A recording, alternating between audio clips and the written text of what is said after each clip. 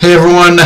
So obviously this is an episode that is primarily focused on the conclusion of Sanji's battle with Queen.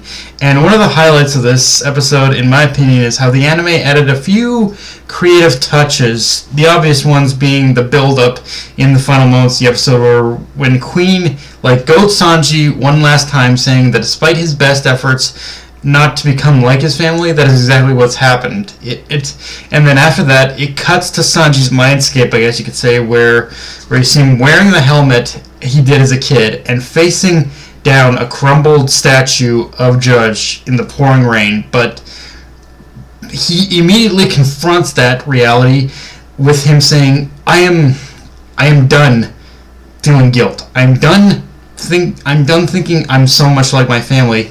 And with Sanji's declaration, that mindscape completely breaks, revealing the future he's carved out for himself. A brighter future, one in the sunshine alongside his crewmates, guided and it's all thanks to the guiding hands of Zeph that this is even possible.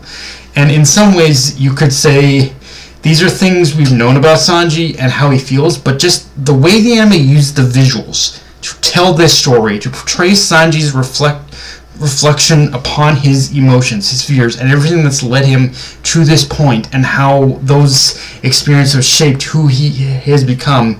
It makes this, in my opinion, one of the more beautiful episodes of One Piece, with how the art and animation team got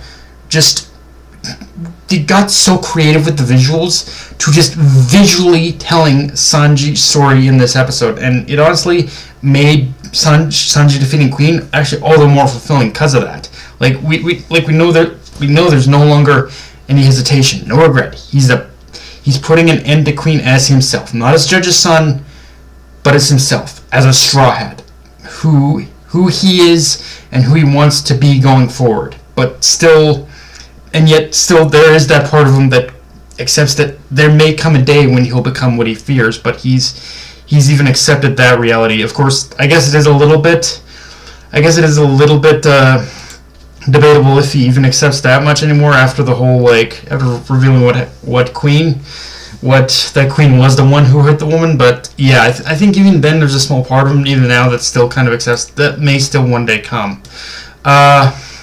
And yeah, while we're on art and animation, both were absolutely wild in this episode. You can tell the animators especially really went buck-ass wild with this episode and just had so much fun working with all the different ways they can incorporate Queen's abilities as a cyborg into the fight, and especially using the techniques of Sanji's brothers, but even just the facial animation, the body movement. Holy shit, were they were having fun just seeing. I think they were just having so much fun seeing how expressive they can make Queen and his various reactions while battling Sanji. Even something as simple as Sanji's kicks had so much energy to them in this episode. Everything from movement to reactions to basically techniques and to techniques. Everything was just so fucking fluid in this episode, and just had so much weight, I guess you could say, in how in every single movement. I kind of appreciate it for that. With that said, though, with this being the conclusion to the fight, we do finally get confirmation that yes, it was Queen that hurt that woman, not Sanji. Which arguably at this juncture, was just putting that felt like it was just putting a pin on the matter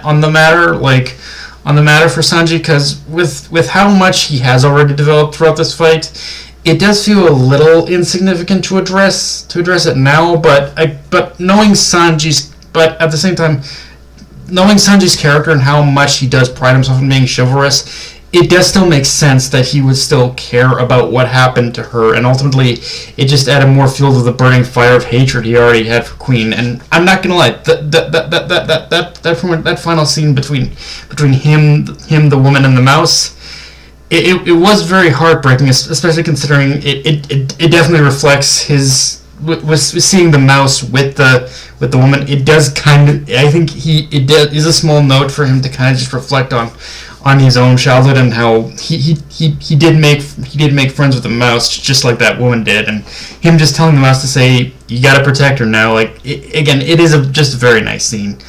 So yeah.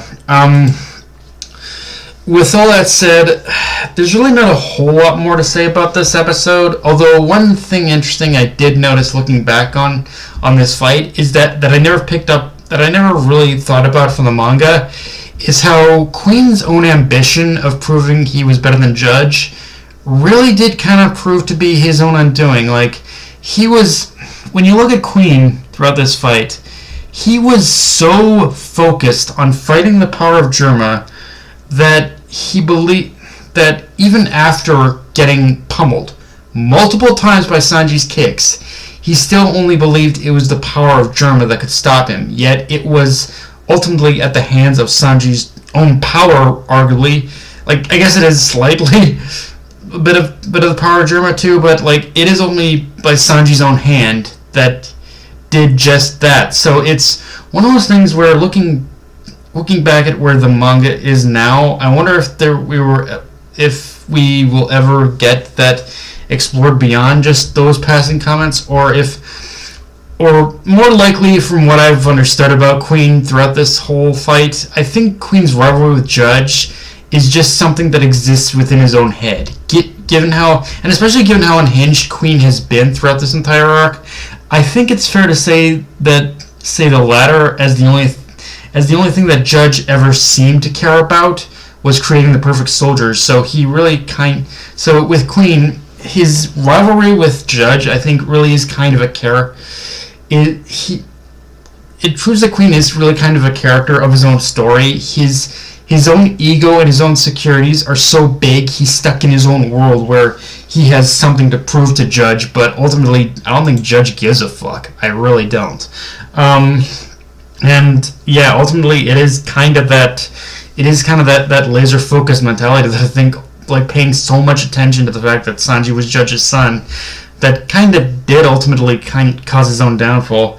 But yeah, guys, that's pretty much all I got for this review. If you enjoyed the video, like, comment, subscribe, follow me on Twitter, Analyst Crunchyroll, be sure to notification bell, subscribe button, and just shove it around, guys.